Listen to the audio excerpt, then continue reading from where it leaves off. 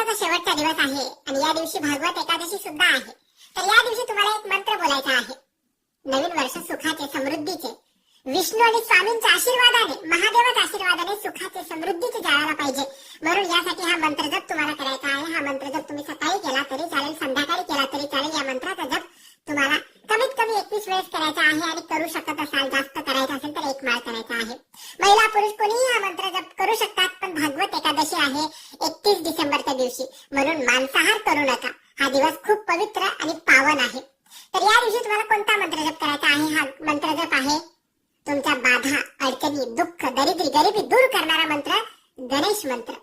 वक्रतुंड महाकाय सूर्यकोटी समप्रभा निर्विघ्नं कुरु मे देव सर्व कार्ये सुसर्वदा.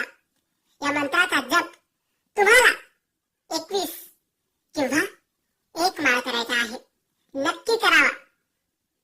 सगळ्या बाधा, सर्व दुःख, सर्व अडचणी तुमच्या आयुष्यातून, तुमच्या घरातून दूर होतील.